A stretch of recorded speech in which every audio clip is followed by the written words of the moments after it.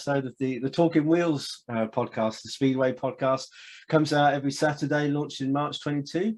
And well, delighted really with the guy I've got on tonight. And we're recording this at the end of January, so things may change a little bit between now and when you actually get to listen or watch this. And but you won't miss too much action. We're obviously still in the winter and in the close season. So it's a big welcome and thanks very much to Adam Ellis. Hi, Michael. Yeah, thanks for having me on, mate. Yeah, really looking forward to this one. Great. It's good to have you on. I've watched a load of reels of some of the action from the last season or so, and obviously with the big title at the end as well. So it sounds like you've had a fantastic season, although it's kind of still been a weird season as well, hasn't it, in a way? It has, yeah. To be honest, it's probably been the best season I've had up to date in England. You know, winning the British Championship was a big thing for me, and something that you always look up to doing. You know, other than the World Championship, that's the next best thing. So yeah, I was pretty happy with that, and happy with how everything went in England for Sheffield. But it's difficult. It was two sides to, you know, or two completely opposites in my season, where abroad I kind of didn't really do as well as I wanted to, and struggled to get in teams quite a lot, which wasn't ideal. But all in all, when I look back, you know, there's a lot more positives than what there is negatives. Yeah, and you know, when you look back at the British final, I don't know, do you tend to watch back any of the action when you've had kind of good results like that? Have you watched it again? Yeah, all the time. You know, yeah. I don't watch it all the time, but every meeting that we have that's televised, you know, always watch it back. You can kind of analyse what you're doing. It's great when the TV's there, because you can obviously see it a lot better.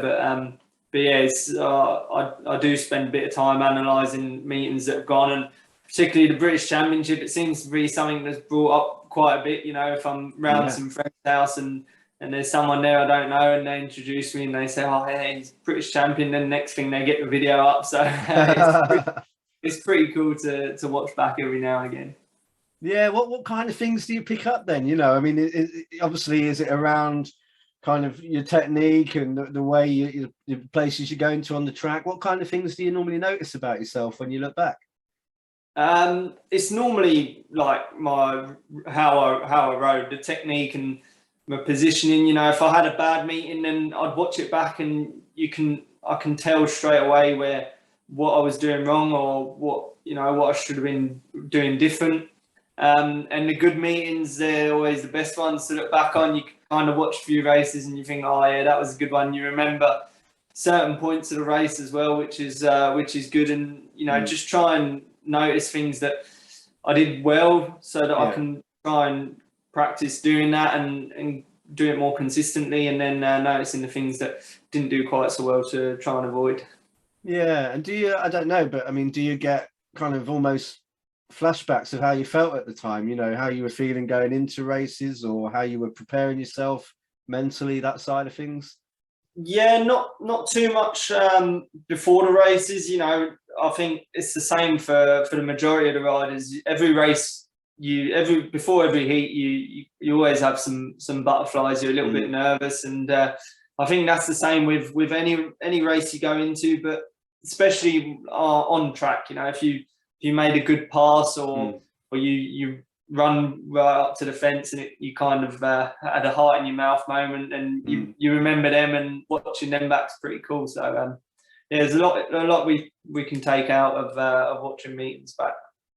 Yeah, and I mean, one thing I've noticed about you as well is that you're quite good at the old, you know, I don't know about the branding, but you seem to work hard on getting known and thinking about sponsorship. And I guess, you know, almost highlights reels from things like those meetings are probably good for you to advertise and get people to know more about you as well. Yeah, absolutely. You know, obviously, I'm lucky with sponsorship. I've got quite a lot of sponsors on board, which is good, and they're people that I've known for years or had on board since, you know, for the last 5 or so years. So it's I've got a nice little group, and obviously if there's any more that are watching this that want to get on board, they're always welcome. But yeah, with, you know, the social media side of it, it's often when you see the reels of, you know, slow-mos of that I've got on, of a race or something. They're the sort of races I look back on, and you kind of have some, you know, some brief memories of it, and it's always a good thing. And you kind of think, oh, that looks cool, or you know, it's great with Eurosport when you can see the slow-mos and the different camera angles. So it's yeah, I like sharing them. Yeah, definitely. Yeah, I mean, that's one of the things, isn't it? You know, I mean, I was talking in a recent episode to Roddy McDougall, who's done this book, where he talks a lot about the current state of British Speedway, and it's like we all say, it's one of the most amazing sports. It just needs more exposure and needs more new people coming in to watch it. I mean, it's so colourful and dramatic, and you can see the whole race, unlike things like F1 where you see a little bit of it if you're at the track. It's a real experience, isn't it? Is that how you got into it, by kind of being dragged along to watch it, or, you know, how did you start? Yeah, it is an experience. It's you know, to me personally, I think it's one of the best, most exciting sports to watch in the world. You know, I'd watch every Grand Prix if I'm at home, and I watch all the big meetings, and there's sort of excitement you get from it sitting on your sofa that I don't think you get in a lot of other sports, which is good. It's good adrenaline rush even when you're sitting at home. But yeah, I got into it years ago. I think I was only probably 3 or 4 years old, and my grandparents took me to a meeting once, and that was it. You know, I fell in love with it, and we was lucky here in France. There was only really grass track meetings, but they were on probably every other weekend, which was quite a lot really for here. There's not so many now, but yeah, I used to love it. And then as soon as I got old enough to have a go, then that's all I wanted to do, and that's pretty much what kicked it off. Yeah. So is that where you're based now? I mean, I've got loads of questions actually. That one of the friends of the podcast, Lynn Murray, Glasgow fan, she sent me quite a few. That was one of them, really, about where you're based and why you've chosen that base. I didn't particularly choose it. I'm out in France. We're in southwest of France, where all the tracks are, near Bordeaux. So my parents moved out here before I was born, and I was born in France and always lived here, went to school here, and I only really come over to the UK to race speedway when I was 17. I think it was first year I come over, so it's quite a while ago now. But I always used to spend the season living in the UK, and then I'd come home for the winter. Yeah. Now it's a bit different with racing on the continent. It's always hard to find somewhere to base yourself, because you're not really there much. You're probably there 1 or 2 nights a week if you're lucky. And obviously being, you know, back here in France, it's if I got a couple of days off, then I don't really want to go to my flat in Poland. You know, I want to fly back home. So yeah, the way I base myself is a bit tricky, really. I've got some friends up in Huddersfield, and I stay up with them when I'm in England, and then or sometimes stay with my mechanic or my uncle.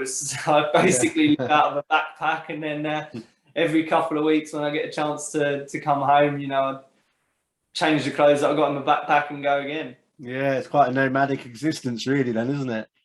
Yeah, it's not. It seems like fun, but you know, the first couple of days is pretty fun, and by the time you get to 2 or 3 weeks on the trot of living in hotels or other people's houses, then it's pretty difficult. Yeah. And whilst I don't want to make this about COVID, because we've heard so much about it, but I mean, how is it handled in France where you are now? Is it much different to how it's dealt with in the UK? Oh mate, it's terrible. Right. It's probably one of you know, this year obviously I travelled around quite a bit, and every country is pretty lenient, easy going, and including the UK. You know, I found that was one of the best ones. And France is pretty strict with what you can do, what you can't do. You've got to be, if you're not vaccinated, then you can't do anything pretty much. You can't even you can't go for a beer. You can't go anywhere. So it's difficult, but it looks like we're getting towards the end of it now. I see the UK is going to kind of going back to normal. Sweden and Denmark as well, and Poland's been pretty relaxed since the beginning. So fingers France is going to follow soon. Yeah. How did you find that year then? You know, obviously 2020, and we hoped that we'd have a normal season, but quickly it was shown, wasn't it, at different points, and it just wasn't going to really take off. I mean, a lot of riders obviously have had to kind of do other jobs and keep themselves busy. But how did you get through that year? I remember we come over, me and my missus come over to England at the start of the year, you know, mid-March, I think it was, to, you know, set ourselves up like a week before the season started, a week before we started practicing. And that's kind of when shit hit the fan, basically. Yeah. As soon as that happened, we kind of rushed home, spent a few months back here during lockdown, and then the season was starting in Poland. So went out to Poland, I think it was mid-June or end of June, and got a few weeks riding in before the season actually started, and then picked up a team spot in Sweden. But the season didn't last very long for me. I went to the GP Challenge in Croatia and broke my back, so quickly come home, and a couple of days later I was back home and spent 4 months on the sofa relaxing. And yeah, by the time that was finished, it was probably beginning of January, and we kind of had the all clear for the UK to come back in 2021. So it was nice to get back to some sort of normality. Yeah, definitely. Yeah. And kind of looking at, you know, the career so far, really, I mean, you've covered quite a few tracks, and I'm talking mainly about the UK, but obviously you're kind of racing outside as well in Europe. It's kind of out in Isle of Wight and Lakeside, Ipswich Pool, Swindon. You won titles in Swindon, and kind of moving on Birmingham, Sheffield now. So you've got experience of an awful lot of different tracks, really, haven't you? I mean, do you look back at the tracks you've raced at with fondness? What's your feelings about, you know, the clubs you've been with so far? The majority of them were pretty good, you know, really good. I'd say pretty much all of them. You know, Isle of Wight was the perfect place for me to start off at. It was big, and it was kind of like the tracks I was used to riding, which was good. And then I kind of, well, I wouldn't say I messed up, but I signed for Lakeside as an asset, and that kind of put me in a difficult position. Whereas when I could ride top league, I signed for them, and it really wasn't very good for me. Couldn't get. I remember every meeting, I think I'd crash and bend a bike, and it was a nightmare. It was probably the longest season of my life, that one. And then the following year they wouldn't let me go anywhere else, so I had to go back, and it was pretty much the same that year. And I kind of felt like the turning point was when I managed to move to Poole. You know, I wanted to go to Poole for the year before, and the Poole wanted me to go there, but it didn't happen. So when it did happen, you know, everything kind of clicked, and I had a really good year with them. And then after that, I moved to Swindon, and, you know, Swindon was awesome. You know, I kind of felt like at home. I'd have probably, if they'd have still been running, I reckon I'd have probably spent my whole career there if everything how the first 3 years went. So yeah, it was a lot of good memories, and obviously back to on Sheffield last year, and you know, that was just as good as Swindon. It was ideal, and, you know, now that Swindon's not around, you know, I kind of feel like Sheffield's the sort of club where I could spend quite a bit of time with. You know, everyone's real friendly there and helpful, which is a big part of it. Yeah, definitely. Yeah, and I guess the tracks you get used to, and you're kind of all action, really, aren't you? And you like to have a bit of space on the track to use, and I guess the tighter, small, difficult ones are probably not much fun in some ways. No, not really. You know, I always seem to struggle. I feel like I'm not too bad technically as a rider, but it's not the places I enjoy the most. You know, I normally go fairly good at Wolverhampton and at Ipswich, but it's not the sort of tracks that I enjoy, you know, that I look forward to going to. Whereas, you know, tracks like Sheffield and Bellevue, Somerset, and even Swindon, the way the track was in 2019, they're the sort of tracks where you can just let the bike go and kind of flow rather than being tensed up. Yeah. And I mean, a lot of, obviously, anyone kind of listening or watching this, Speedway fans, and normally quite knowledgeable really about Speedway and how it works. But I guess it'd be interesting from a rider's point just to get a feel for the kind of stuff you do when you're signing for a club. So, you know, it's quite a few different clubs, which to me must mean quite different approaches to how they sign you on or what you get. And you're kind of a self-employed businessman, really, in a way, aren't you? If you kind of take where you're at and what you do. So what, if you talk through, and you don't have to say specifics, but let's say Sheffield and Swindon and a couple of examples from that moment when there's interest, kind of how does that go on in terms of agreeing points monies and whether there's any kind of perks for joining, that kind of stuff? Yeah, it's all pretty simple, really. It's Speedway is quite a small community, so everyone knows each other. If I wanted to contact someone from any club, but I've got their phone number and you can give them a call, and it's pretty good like that. But quite often, the team manager or the owner or someone gives you a call to kind of sounds you out, see if you're interested or not, and you know straight away whether you're interested, like whether it's somewhere you'd want to go and race every week, which is if it was some. I'm not dissing Edinburgh, but if Edinburgh called me up and said, "Oh, do you want to come in?" you know straight away, because I know that it's not the sort of track that I enjoy riding. So right. It's pretty basic. And then obviously when when it comes to points money, there's a bit of bargaining happening, and if you get any other perks, like a lot of guys now, we get vans as well with with the club, which is a massive help. It saves you a lot of money, and that also has a big deciding factor of whether you go to a club or not. You obviously need to earn money, and so it's not really that complicated, and it's pretty straightforward. Yeah. Have you? I mean, again, I'm not asking you to disclose details if you don't want to, but I mean, have you had pre-seasons where you've had a choice of clubs and you've had that bit where you've been trying to think, what's my best option? Has there been scraps for your signature, I guess I'm asking?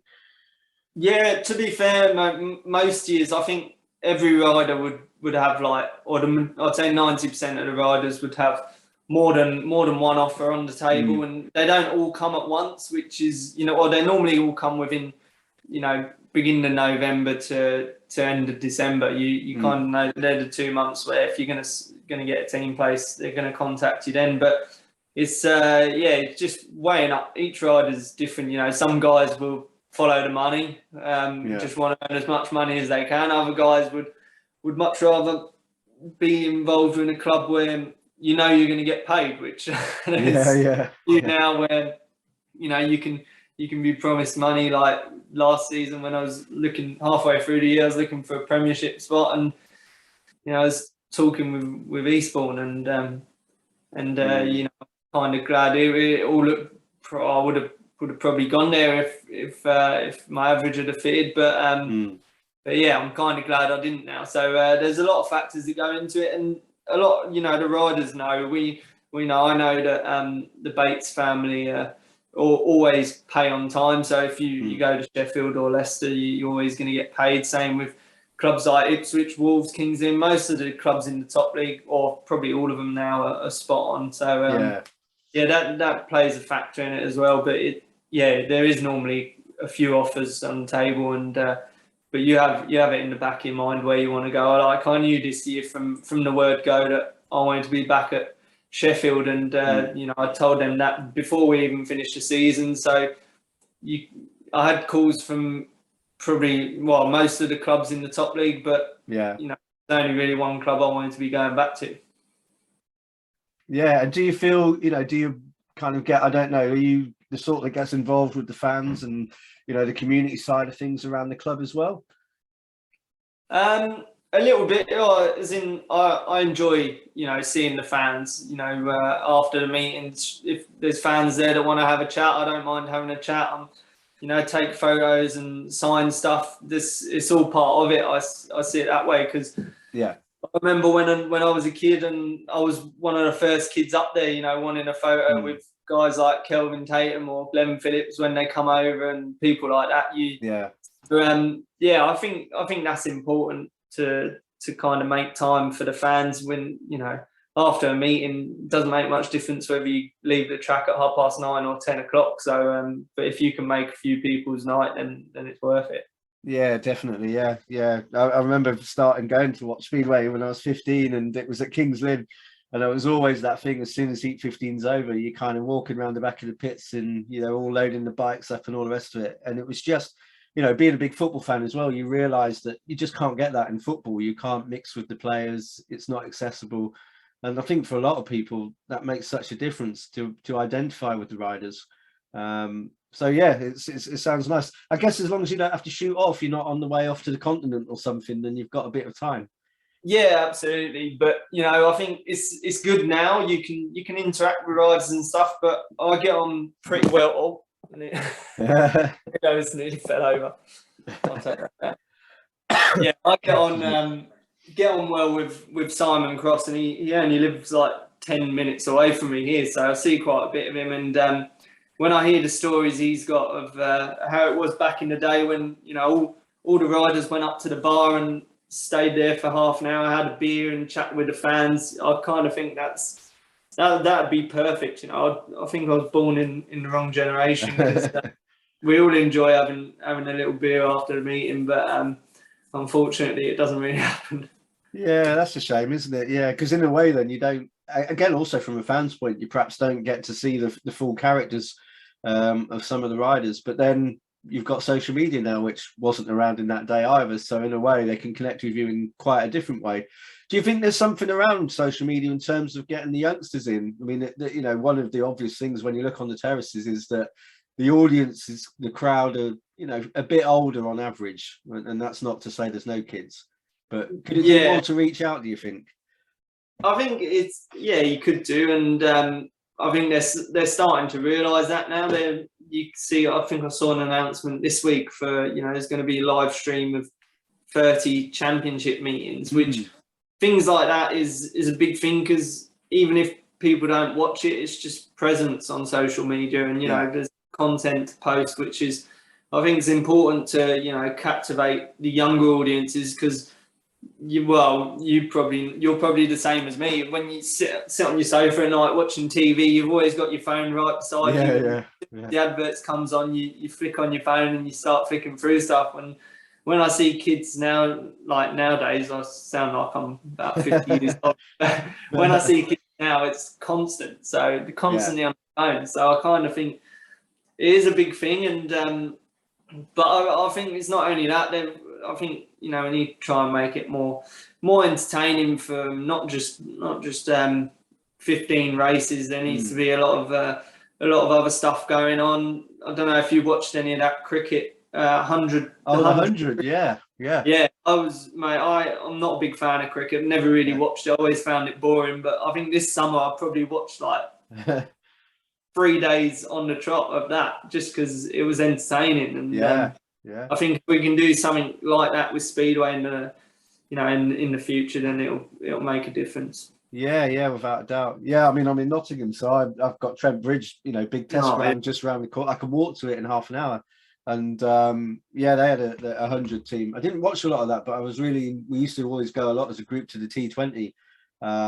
Brilliant Friday night, some beers after work, just sat out in the summer sunshine, and it was. But yeah, as you say, and the other podcast to do is snooker, and they have an event they've just had it, which you may or may not have heard of, but they had one called the Shootout, and it's like a pub audience. It's like darts almost, where you've got lots of cheering and shouting, which isn't in there for the other tournaments. No, that sounds pretty good. That's sort of snooker I could go watch, I reckon. Yeah, exactly. Yeah, it's like they get limited time to play the shots. It kind of starts at like 15 seconds and then down to 10 seconds a shot. So it's really moving, and then it's a 10-minute frame, and that's the match. 10 minutes. That sounds pretty good. Yeah, I think it's important. We're lucky that it's a sport that's fast paced, and you know, it doesn't take a lot of you can be pretty I don't know how you say it. You can be, you know, I don't know how you say it. Like someone who you can not have a lot of patience, but still be to it. You know, and it's an exciting sport. But I mean, there's still a fair bit that needs to be done to make it the sort of sport that will be on TV. You know, every week or a few times a week, and to get big crowds back in. Yeah, it's weird, isn't it? Because when you know it and you see it, you know how great it is, but it's how do you get people to take notice? I don't know what the answer is. I mean, that book I talked about, the interesting point was they were saying about who was running the sport and therefore having a vision for where it goes in this country. And I don't think they were being critical, but they were saying that, the promoters are pretty much the guys who come together to make the big decisions about how it runs. But they've all got their own interest in their own track. And there's not an independent body almost looking at it going, look, here's a 5-year vision. This is what we're going to do. And we're going to market it. We're going to pay someone to market it and brand it. You kind of think, it's yeah, it's changed a lot. It's changed a lot over the years, and of course we're not even seeing the Grand Prix riders anymore. We don't really see many of those in British Speedway. So you even the top stars that you think, okay, these are the guys who are marketable, you don't see them very much in this country either, which again can't really help, can it? No, I don't think it does. I think next year in particular is going to be better. Obviously, we got Doyley's back and Max Frick's coming back. I think Kilderman's back as well, which is they're big names, which is going to attract people in. And it's such a shame 2020 didn't happen, because obviously with Crumpy and Nicky coming back, I think that would have pulled in quite a lot of people for the home meetings, but the away meetings. How many people are going to go along to watch Nicky ride around their home track? I think it would have been pretty awesome. But it's unfortunate it didn't happen. But yeah, I think there's been a lot of progress on the social media side of it, and I think Nigel Pearson's had a big part to play with that, which is good.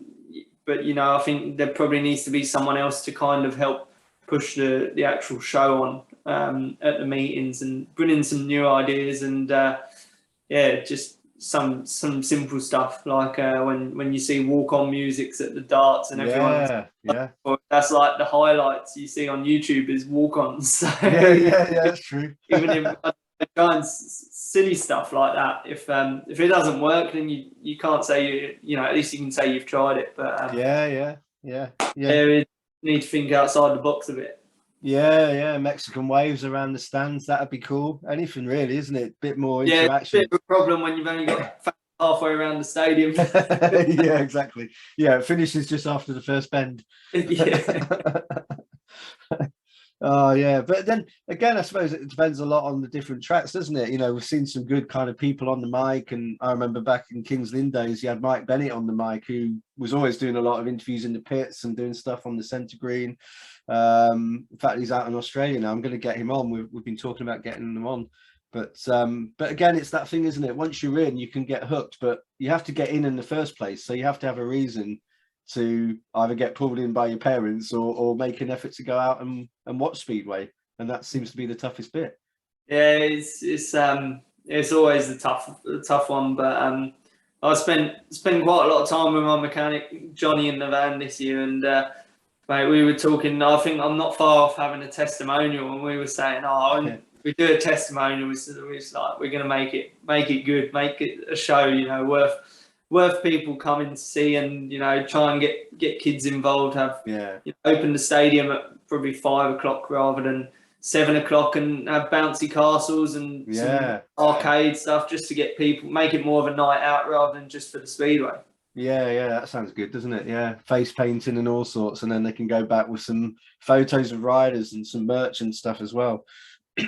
Exactly. I even think, I don't know why they don't do betting at stadiums anymore. I don't know if there's I don't know what the laws are, but a lot of the Greyhound stadiums, you see you can bet while you're there, and I don't get why people don't do it with Speedway. I think that would attract people who want to have a night out on the beers and have some fun betting on races. Yeah, well, even the fact that a lot of the Greyhounds, I guess you can sit undercover, can't you? Sit behind the glass and have some food as well, and have some pints and watch it from there. Yeah, exactly.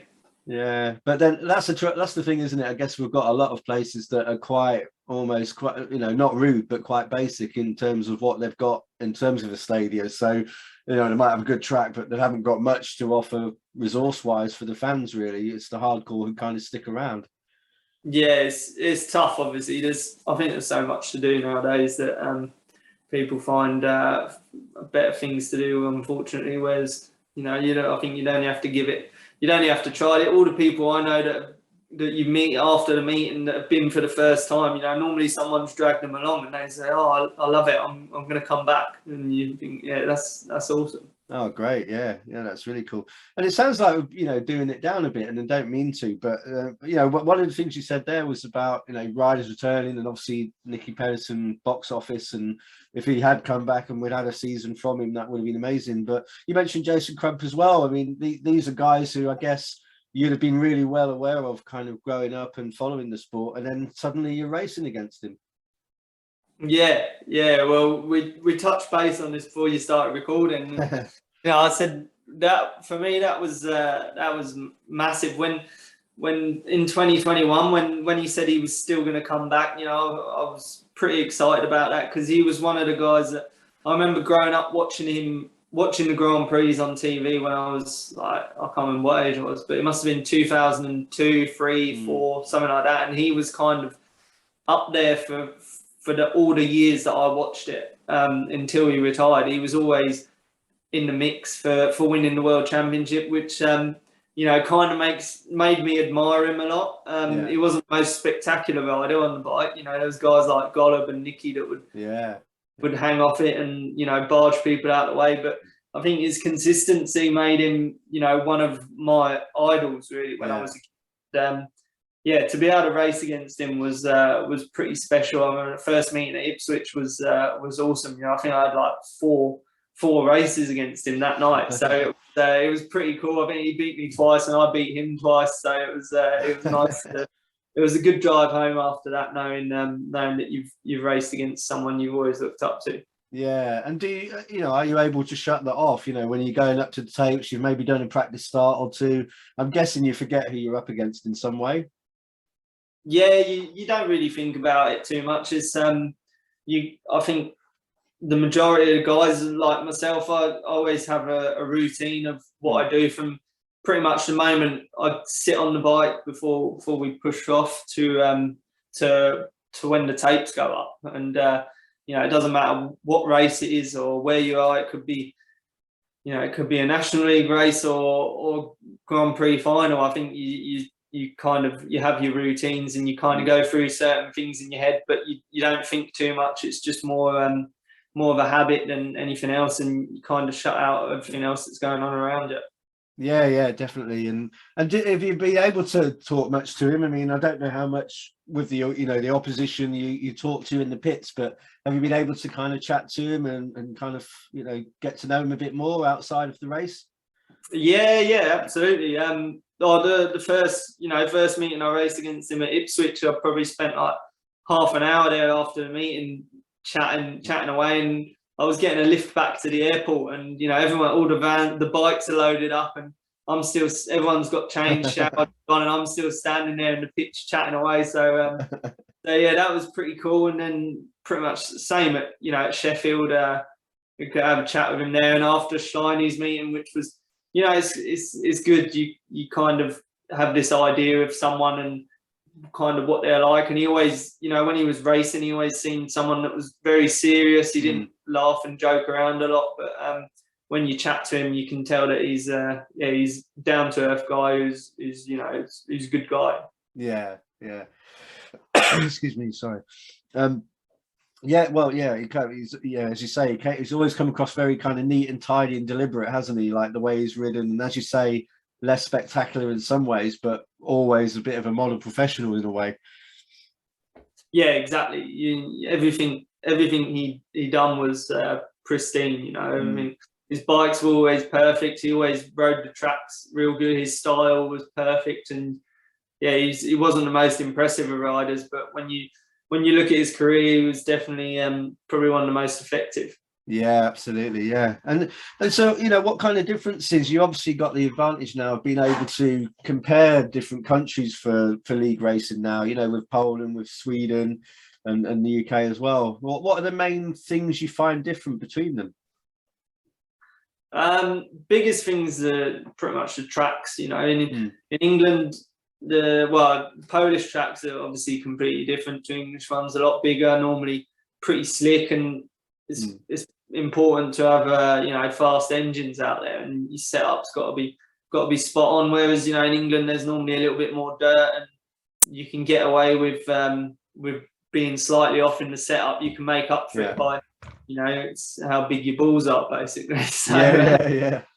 So it's that's one of the biggest things. You know, obviously there's a lot more pressure in Poland as well. Every race is, you know, there's like a must-win race. But I think that's pretty common knowledge to everyone. And other than that, it's not too much of it, to be honest. It's a bit of a different mindset out there, just because they see it.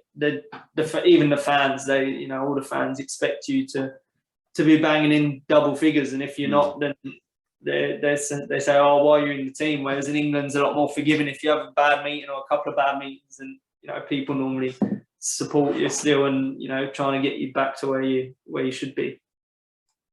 Yeah, definitely. Yeah. You kind of get more nurtured perhaps in the UK, and the stakes aren't as high, are they? We're not talking about kind of, you know, the money involved, the advertising and the profile or whatever, and the crowd figures are obviously a world apart in Poland compared to this country, unfortunately.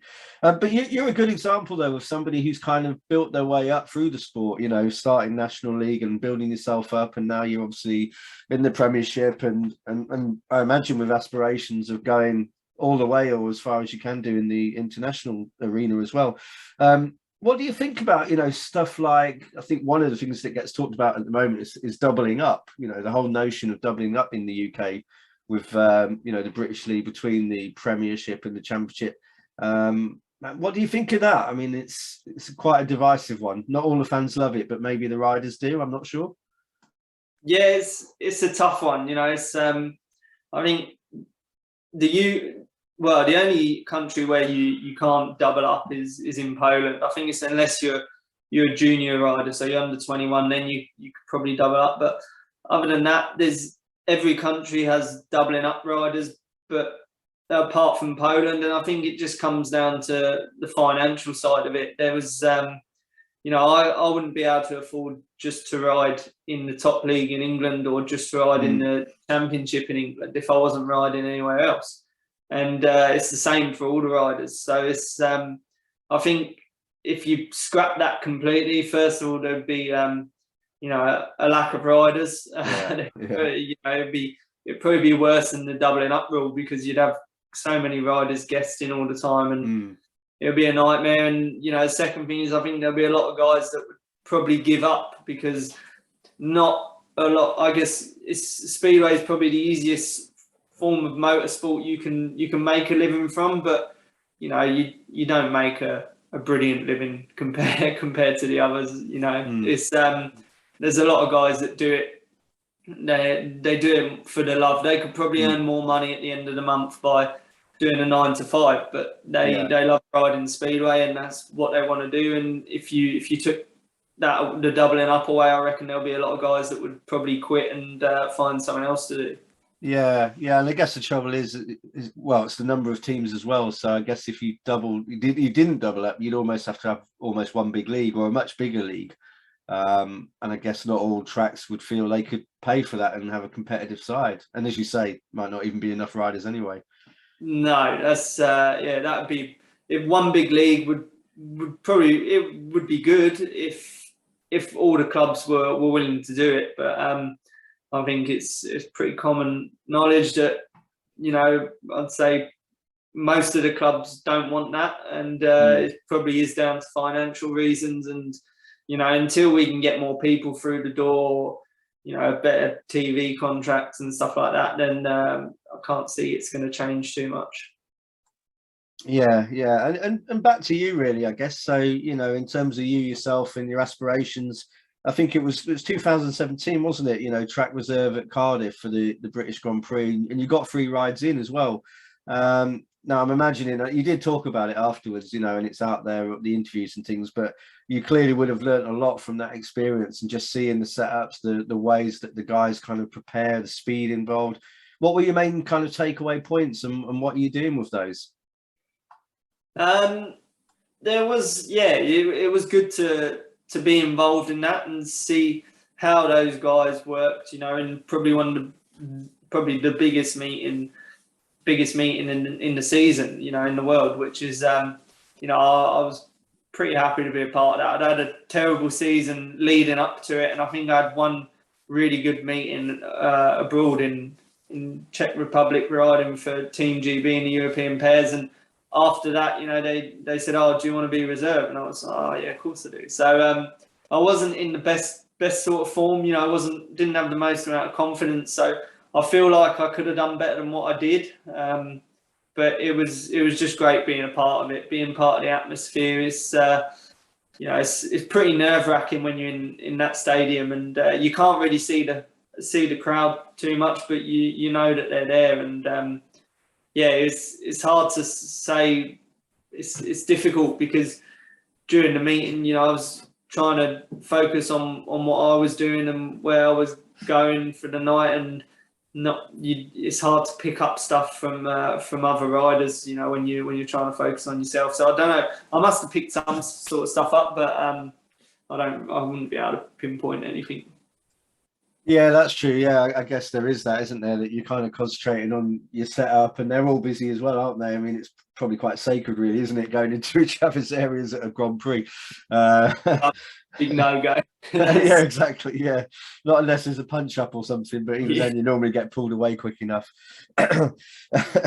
Yeah, so but I mean, I'm presuming just from the fact that, you know, you're 25 now, so 25, British champion. I mean, the next natural step is the Grand Prix, really, isn't it? I think it's the European Championship. Yeah. Okay.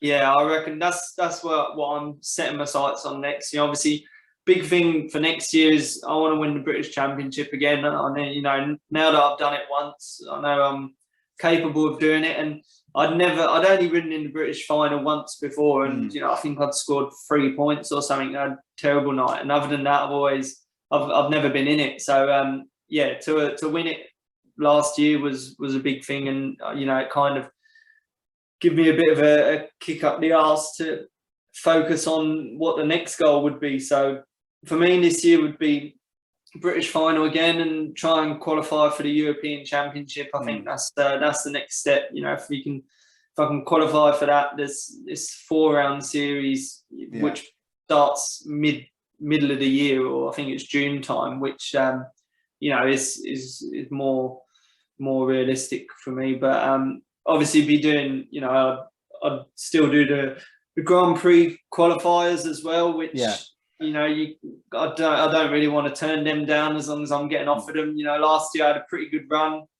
I made it through to the challenge, and then obviously I had a big crash a few days before the challenge, and probably shouldn't have bothered going. But you know, when you've qualified for it and you know you're in with a shot, you don't really want to let the opportunity go. But yeah, I was miles off from where I should have been for that. So it was a bit of a wake up call. So hopefully be there sooner or later. Yeah. So I guess they're more immediate kind of targets, but in a way they're the gateway onto the Grand Prix eventually, aren't they? So hopefully, you know, things progress the way that they could do, then that's the goal, really, isn't it?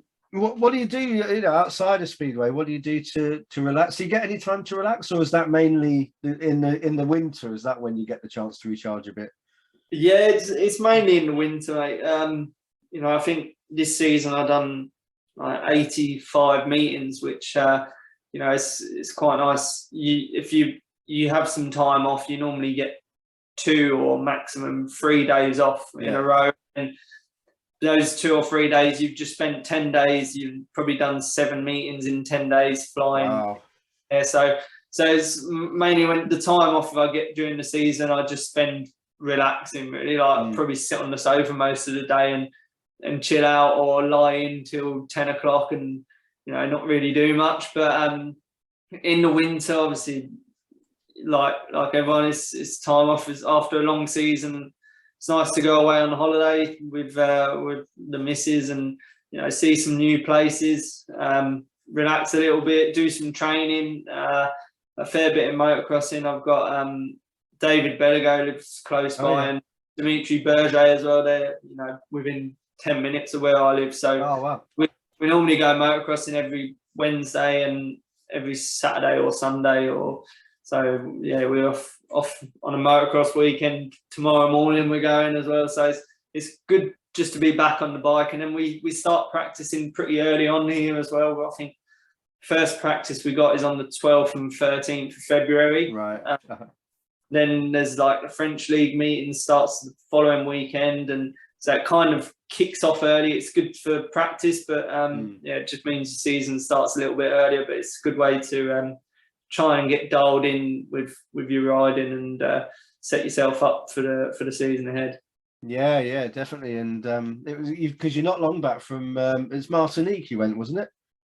Yeah, that was a holiday that was booked for 2 years ago, and obviously thanks to COVID got pushed back. So yeah, that was nice to get away to get some sunshine. It was it's been a while. My missus went away on holiday with some friends of hers in November, and I was stuck at home and was fuming because all I wanted to do was get away somewhere and I couldn't. So yeah, it was nice to get away for a couple of weeks, and it's come back with batteries are recharged and can start focusing on the season, which is starting pretty soon. Yeah, sure. Yeah, we're getting close now, aren't we? Really, and certainly the Sheffield side looks pretty strong, doesn't it? I mean, you've got the likes, obviously Jack Holder, and you've got Craig Cook and colleagues like that coming in. It looks fairly strong down the order. Are you excited about what you've seen? Yeah, mate. Looks really strong. If I'm being honest, a lot better than what I was expecting. I was expecting a good team. I think Sheffield always put out a good team, but that's the sort of team that you look at, and on paper, I think the majority of people would put them top of their predictions. Yeah. Which is awesome. I think a lot probably depends on, we know everyone knows what we're gonna get from Jack.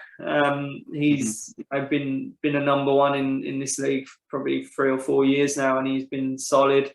I think Cookie was coming on a good average if he can find the sort of form he was on at Bellevue before, and I think he will, because Steady's pretty good at getting the best out of riders when he needs to. So I think it's going to be a good team spirit. Obviously Toby's back, which I get on really good mates with Toby, which is awesome to have him back in the team. And I think it's just a good bunch of guys who we're all going to get on well. We know we're all going to get on well, which is good. And I think team spirit is probably more than 50% of a successful team. So I can see it being a good year. Yeah. Do you do a lot of kind of team building stuff? Is there a real determination to spend time with each other outside of the racing?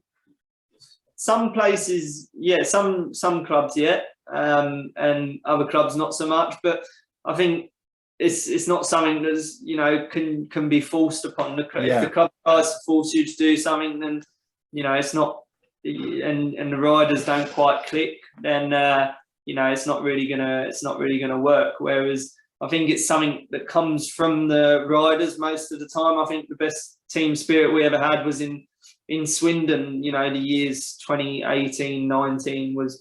The team spirit was awesome, and the club didn't push us to do anything together, but we all we knew that Thursday we were racing at Swindon, so we'd try and meet up beforehand, have some stuff and stay afterwards, go for some food or something. And I think it just depends on how everyone clicks. And from knowing the guys that are going to be at Sheffield this year, it's I think it's going to be a really good team spirit. So I'm looking forward to it.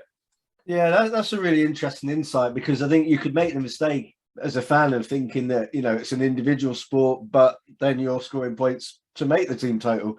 Whereas what you're saying is actually that's a really large percentage of the success of a team. And I guess we saw it with Peterborough in a way, didn't we? With the whole kind of Dad's Army branding and the whole hype around that. And that must have bonded them as well, just the label and that, that feeling of togetherness. And they kind of played on it, didn't they, and used it? Yeah, I think it did. And I think, Rob was pretty clever. Whoever built the team was pretty clever in the way that, he got a team full of older guys, but they all know each other, you know, really well, from whether they've raced in teams together before or not. You know, all speedway riders kind of get to know each other, whether you're riding with them or not.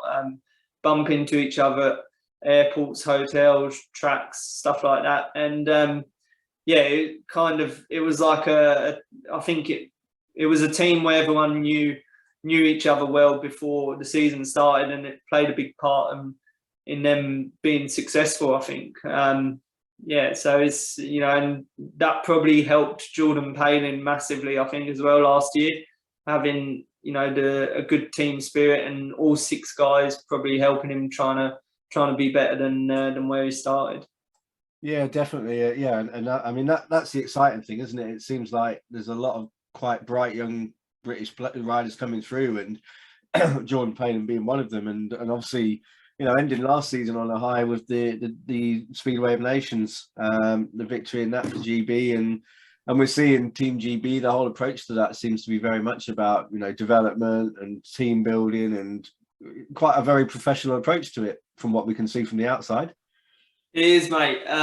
Everything's, you know, spot on. There's I think Rob and Vicky have took it over probably three years ago, and from the moment they took over Team GB, it's been, you know, you can't fault them for anything. After every event we do, they always say to us, "Oh, let us know if we can do anything better." But, you know, they've kind of, it seems like they've analysed everything and tried to make it the best way possible, and it's really hard to criticise what they're doing. So it's great, and it's great to be part of something like that. I think it's kind of revolutionising it a little bit in the UK, and you can see that it's working. Obviously, with the last few Speedway Nations, you know, GB have been contenders, and obviously last year winning it was huge for them. So yeah, I think they're not going to stop now that they've won it. It's just going to move on to bigger and better things.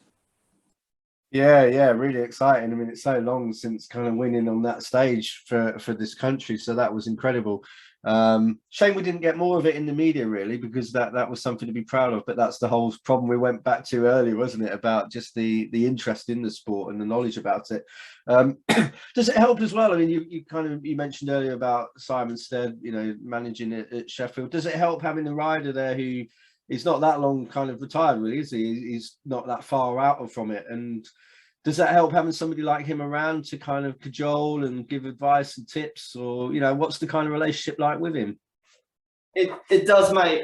Yeah, I've got a really good relationship with Steady. You know, after Sheffield meetings, if I've needed somewhere to stay, I've always stayed at his house, which is it's perfect, perfect for me. And, you know, him and Amy, his partner, have helped me out quite a lot this year with giving me places, like letting me stay, and if I needed anything, which is awesome. And obviously at the track, it is a big thing. He's been there and done it all, which is great. And he's ridden all the tracks that we're riding now, and he's ridden on them, you know, within the last 5 years, and they haven't really changed much. So you know, even setup wise, it's similar now to what it was when he retired. So he understands how the bikes work. If you're struggling with something, he helps you out. And yeah, the big thing was the British final. I remember coming towards the end of the meeting, you know, my last race and the final, I wasn't sure whether to change something, because we didn't change the setup, you know, all night until after the first ride. And okay, my mechanic is Steady's old mechanic, so, you know, they're best mates pretty much, so they get on really well.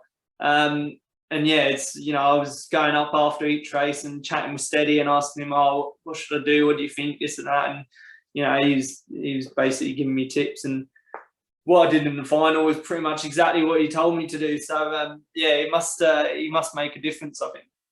Yeah, awesome. And I guess, again, you know, a question for someone never put a leg over a bike, so I have no idea. But from your point, I guess there's something as well about building partnerships on the track and knowing where each other are going to go, and thinking about how you approach the racing in the teams and the team racing element of it. I mean, that's a big part as well, surely. Yeah, it is. It's quite nice this year that we're keeping a few riders. Like there's me, Jack, Kyle, Stefan's back as well. That's 4 of us that were in the team last year, and you kind of learn how each guy rides. I know that if I'm riding with Jack and I'm on the outside of him, he's not going to run to the fence and put me through the fence. And so it takes time to build trust with certain, with riders, because sometimes you can be on the limit, and whether you go for the outside, and if you know that the other guy's gonna leave you room, then that's a massive thing. So I think it takes time to build confidence with riders, and I think we got good riders that all can control the bike, which is a big thing. Some of them are a bit loose, but no, we got a lot of good riders in at Sheffield, and I don't think it's going to take too long for us to get on well on and off track. Yeah, it's exciting times, and actually kind of finished the season. I know it's not the same team, but finished last season quite strong in the end, didn't they? And you guys in terms of the playoffs, and didn't quite get through and make it all the way, but actually we're very competitive towards the end there. Yeah, we were, mate. It was there was a really good atmosphere at the club, from the top to the bottom, which is it's always nice. You turn up on a Thursday at Sheffield, and you wanted to be there. You weren't going to get shit from people higher up or stuff like that. So it was good. We had a fairly strong season. I think the biggest problem was we didn't all click together very often, but when we did, like our last league meeting at Peterborough, we all clicked that night, and we were all riding really well, and we smashed them at home, and they went on to win the league, which is it shows what we were capable of. But that's Speedway. Not every team can win. Most teams at the start of the season believe that they can win, and unfortunately there's only one that can, so you can't do it.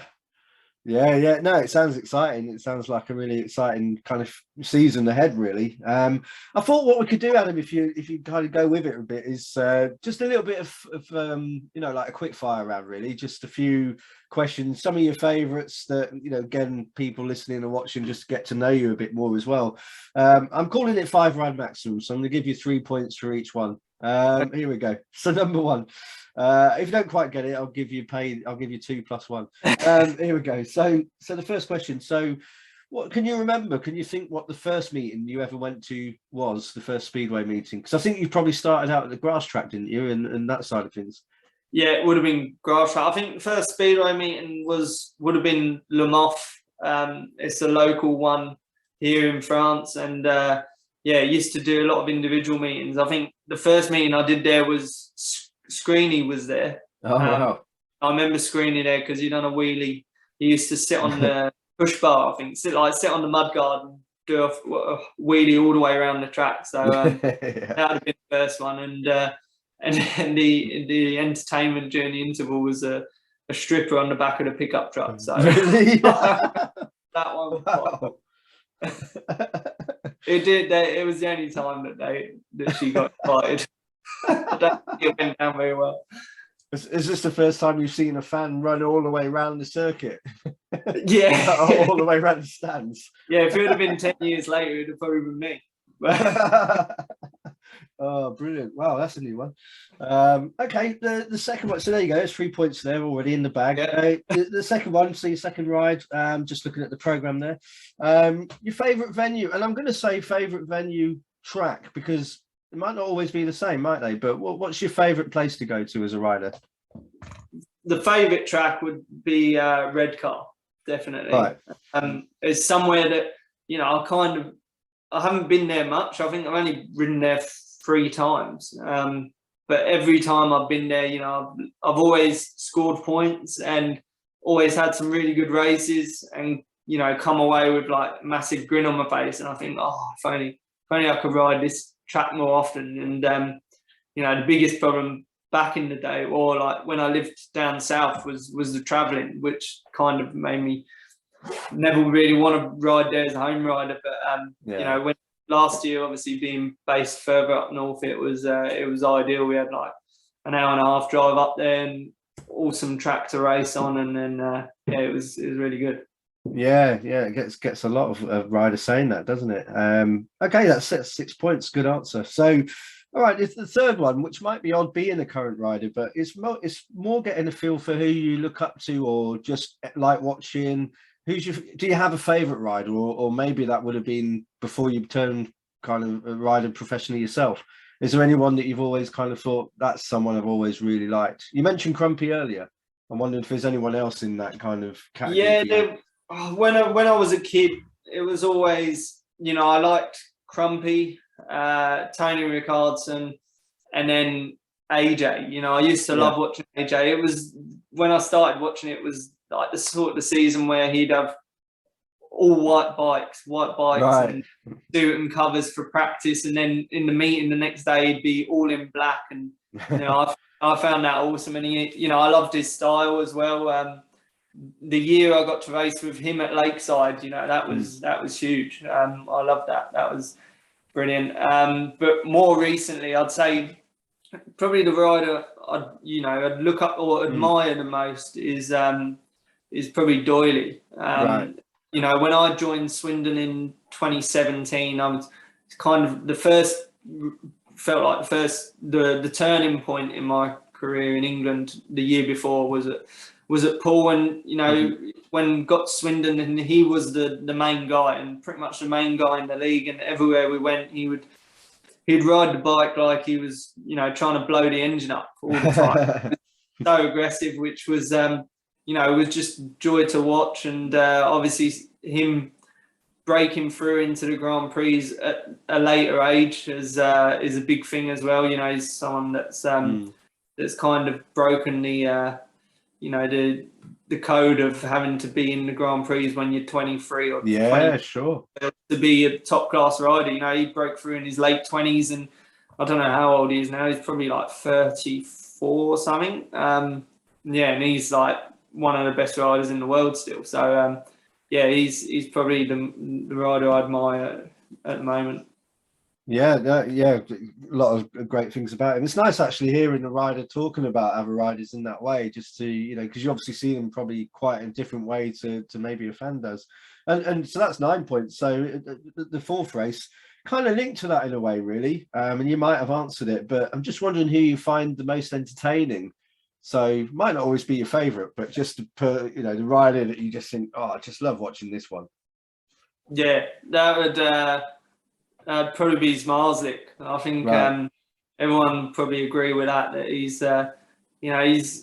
it's funny because I see a lot of people like on social media say, oh, he's going to have a big crash one day. He looks like he's on the edge. But when I watch him, I don't think that at all. He's so in control, and he's so fast, and the sort of moves he can pull off, and the ground he can make up in such a short distance is unreal. And he's one of those guys that when he misses a start, you get excited, whereas when he makes a start, oh great. So Zmarzlik's probably the most exciting one. Yeah, and that's what we want, isn't it? We kind of want to see riders kind of almost do it the hard way sometimes, or even I guess if you make the gate and somebody still catches you up, it's that tussle then, isn't it, to kind of keep your nose in front and just that track craft to keep them behind you. I mean, again, that can be pretty entertaining. I think I was spoiled growing up because I was at Kings Lynn, a fantastic track, and then you had Mark Lorham at the time, and he was a reserve when I started watching. Halfway through the season, you had Henke Gustafsson came, and he was just, the two of them were unbelievable. Yeah, I've only ever seen Mark race on YouTube, I think, and he was pretty special, like leg back and most of the time in the dirt, which is obviously, I think that's what attracts people more than if you watch Greg Hancock, he's obviously one of the best riders of all time in my opinion, but you'd much rather watch a Mark Lorham race where he's bouncing off the fence and watching so smooth. Yeah, unbelievable. So that's 12 points. We're nearly on for the five ride maximum here. now this one you could phrase it two ways, really. I'm asking really about the best meeting you've watched. So maybe one that it's always stuck in your head for some reason. But equally, I guess as a rider, it could be one that you were involved in.